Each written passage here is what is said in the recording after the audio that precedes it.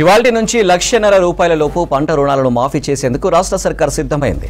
రెండో విడతగా రైతుల క్రాప్ లోన్ అకౌంట్లలో నిధులు జమ చేయనుంది.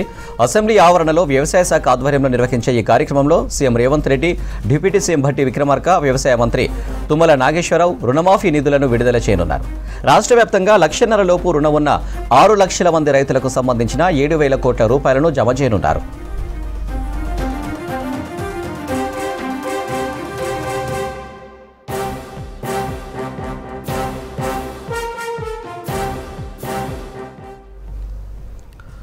రుణమాఫీ మొదటి విడతగా ₹1,00,000 రుణాలకు సంబంధించి 11,32,000 కుటుంబాలకు 6,000 కోట్లకు పైగా నిధులు రైతుల ఖాతాలో జమ అయ్యాయి.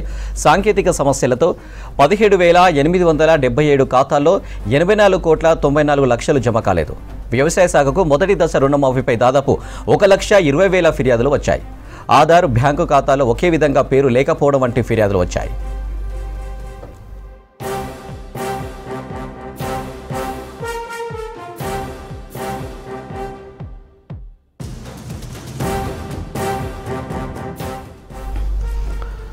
బ్యాంక్ అకౌంట్ 1 నుంచి 9 నంబర్తో స్టార్ట్ అవుతుందని, అయితే 0 నుంచి స్టార్ట్ అయ్యే అకౌంట్లకు రుణమాఫీ కాలేదన్న ఫిర్యాదులు వచ్చాయన్నారు వ్యవసాయ శాఖ అధికారులు. ఆర్బీఐ సూచించిన వివరాల ప్రకారం ఈ రైతుల అకౌంట్లలో ఉన్న టెక్నికల్ సమస్యలను పరిష్కరించడానికి కొంత టైం పడుతుందని చెప్పారు. సమస్యలు పరిష్కారం అయ్యాక రైతుల అకౌంట్లలో డబ్బులు జమ చేస్తామని తెలిపారు.